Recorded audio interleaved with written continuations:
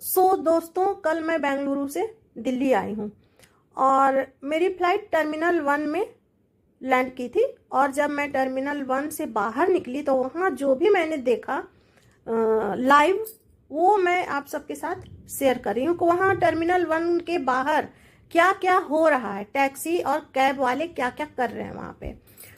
तो मैं 8 बजे सामान लेके बाहर आ चुकी थी और जो मैंने वहाँ पे देखा, ठीक है, कि जो भी वहाँ पे पैसेंजर्स आ रहे हैं उनके साथ क्या हो रहा है, तो उससे मैं हैरान और परेशान हो गई।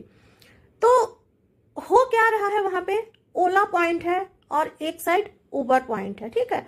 तो मैं वहाँ ओला पॉइंट के साइड में, वहाँ पे जो भैया थे, उन्होंने कहा कि आप साइड में अपना सामान लेके खड़े हो जाओ।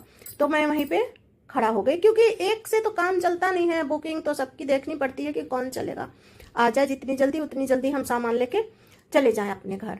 अब वहाँ जो भी हो रहा था, मैं इतनी वहां पे परेशान हो गई, इतनी परेशान हो गई, इसलिए मैं आप सबको सारी सच्चाई जो भी मेरे साथ कल हुआ वो मैं आप सबको बता देना चाहती हूँ कि आप जब भी दिल्ली आइए कहीं से भी, तो आप अपनी कैब टैक्सी पहले से शेड्यूल करा के रखिए, वरना आपको यहाँ आने के बाद बहुत ही परेशानी का सामना करना पड़ेगा।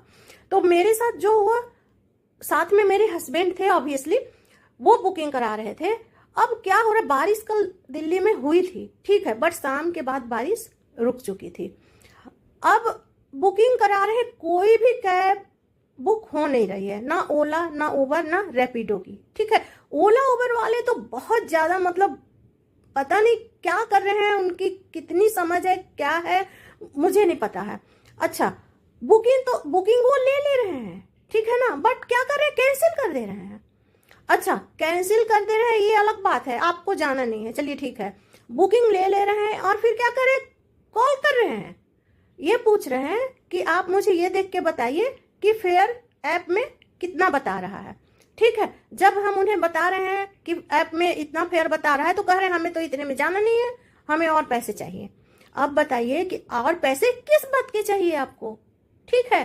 और वहां पे क्या है, अंदर आने के लिए राजी नहीं है।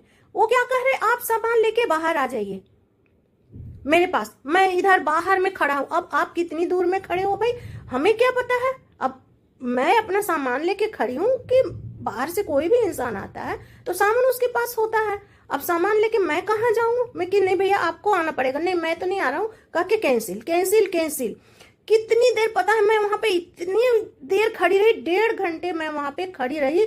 और मैं इतना परेशान हो गई, इतना परेशान हो गई कि मैं ये समझी कि चलो आप सबको मैं अपनी जो भी परेशानी मैंने झेला वो सब आपसे मैं शेयर करती हूँ, ताकि जब भी आप दिल्ली एयरपोर्ट आइए सावधान रहिए और पहले से शेड्यूल करा के रखिए कैब आप। अच्छा, 2 भैया थे, वो भी काफी परेशान, वो भी कहीं से आए थे, वो भी बहुत परेशान नजर आ रहे थे, ठीक है। फिर उन्होंने हमसे कहा कि हमने रैपिडो बुक करवाया है, आप रैपिडो ट्राई कीजिए, हो सकता है कि रैपिडो वाले आ जाए, ठीक है। अच्छा, और फिर एक वहां पे खेल हो रहा है, ओला के 5-6 ड्रेस पहन के वो घूम रहे हैं, कुछ बैठे हुए भैया। मैं सोची कि पता नहीं ये ओला वाले यहाँ क्यों बिठा के रखे। मैंने उनसे पूछा कि भैया आप यहाँ पे ओला की तरफ से क्या कर रहे हो, तो कह रहे हैं मैं तो यहाँ लोगों की हेल्प करने के लिए हूँ। अब भाई आप हेल्प करने के लिए हो तो आप तो कोई हेल्प कर नहीं रहे हो ना, तो आप बैठे हो या फिर गप्पे मार रहे हो, ठीक है। आप क्या हेल्प कर रहे हो। और फिर जब मैंने उनसे पूछा कि भाई कैब वाले अंदर क्यों नहीं आना चाह रहे, तो कह रहे हैं कि कैब वाले का अब एयरपोर्ट वाले पैसा लेते हैं या ओला उबर वाले लेते हैं उनसे, वो मुझे नहीं पता है कि उनके अंदर आने के पैसे लग जाते हैं, इसलिए वो अंदर नहीं आ रहे हैं। तो अरे आपको पैसे मिल भी तो रहे हैं, और जो भी रूल रेगुलेशंस है वो तो आपको उसका पालन करना पड़ेगा, ठीक है। आप अंदर नहीं आना चाह रहे हो, हमें बुला रहे हो, अब भाई हम कहाँ जाए वहां पे। तो 1.5 घंटे कल मुझे वहां पे खड़ा रहना पड़ गया। और वहां पे पता है और भी कई एक लोग मोबाइल फोन ले लेके घूम रहे हैं, वो भी आ रहे हैं, करे ओला चाहिए उबर चाहिए। अरे भाई ओला उबर हम बुक कराएंगे ना, आपको बताएं। आप जो कुछ भी कल वहां पे हो रहा था, वो मुझे तो ऐसा लगता है कि वहां पे सब कमीशन का खेल चल रहा था। और तो और क्या बोल रहे हैं, 1400 रुपए में तो कोई 1400-1300 से कम में कोई जाएगा नहीं। अब मैं आपको बताती हूँ कि टर्मिनल 1 से मेरा घर 33 किलोमीटर है। अब चलो मैं 35 किलोमीटर मान ले रही हूँ, चलो मुश्किल से क्या है 600 किराया होना चाहिए, जो किराया बनता है, ठीक है। अब मान लो कि बारिश हो गई है, उस समय बारिश हो नहीं रही थी, शाम से बारिश रुक चुकी थी, मौसम बहुत अच्छा था, सुहावना था कल का मौसम दिल्ली का। अब आप 600 की जगह में 100 रुपए ज्यादा ले लो, 150 रुपए ज्यादा ले लो, ठीक है, 1200, 1300, 1400 रुपए मांग रहे हैं वो, कि इतने से कम में तो हम जाएंगे नहीं। अगर ऐप में 950 रुपए किराया दिखा रहा है, 970, 72 ऐसे किराया, उतने में भी जाने के लिए राजी नहीं है, उसके बाद भी उन्हें एक्स्ट्रा चाहिए, ठीक है। अब हमें तो आना था, तो हम उन्हें बता दे रहे हैं कि भैया इसमें इतना फेयर दिखा रहा है, कह रहे हैं हमें जाना नहीं है, ठीक है, कैंसिल कर दे रहे हैं। अब 1.5 घंटे में इतना परेशान हो गई, फिर एक रैपिडो वाले भैया वो उसे बुक कराए थे मेरे हस्बैंड, वो कह रहे 10 मिनट में आ रहा हूँ मैं। फिर वो भैया 10 मिनट में आ गए, फिर मैं बैठ के अपने घर आई। अच्छा, यही चीज मैं बता रही हूँ आपको। कल मैं बेंगलुरु से, अपने घर से बेंगलुरु जहाँ पे मैं रहती हूँ वहां से एयरपोर्ट टर्मिनल 1 40 किलोमीटर है, तो 40 किलोमीटर मैं वहां से आई 691 रुपीज, 691 रुपीज में, ठीक है, उतने में मैं 40 किलोमीटर आ गई। और बल्कि लौटते वक्त मेरा बेटा मुझे वहां पे छोड़ने आया था, तो वो मुझे बताया कि मैं तो 6:30 में मम्मी घर पहुंच गया, 40 किलोमीटर, ठीक है। वहां भी हल्की फुल्की बारिश हो रही थी, ऐसा नहीं कि बेंगलुरु में मौसम हमेशा अच्छा धूप निकली होती है, कल वहां भी बारिश थोड़ी बहुत हो रही थी, ठीक है। तो वहां का फेयर ये था। और दिल्ली के हालात इतने बुरे हैं, इतने बुरे हैं, इतने बुरे हैं, जब भी मैं आती हूँ मुझे यही झेलना पड़ता है। 1.5 घंटे कम से कम वहां पे मुझे वेट करना पड़ता है, उसके बाद ही कोई कैब मिलता है, और फिर मैं घर आती हूँ। और वहां पे क्या हो रहा है, वो जो हेल्प करने के लिए ओला वाले हैं, अरे उन्हें रख दिया गया है बैठने के लिए।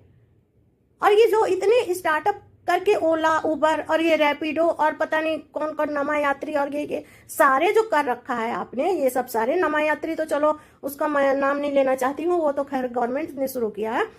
ये सारे आप ये कहते हो कि हम दूर दूर तक जाएंगे, गांव गांव तक पहुंचेंगे और हर व्यक्ति को सुविधा पहुंचाएंगे, किसी को परेशानी ना हो, इसलिए हमने स्टार्टअप किया है, ठीक है, कि लोगों को अच्छी सुविधाएं मिले।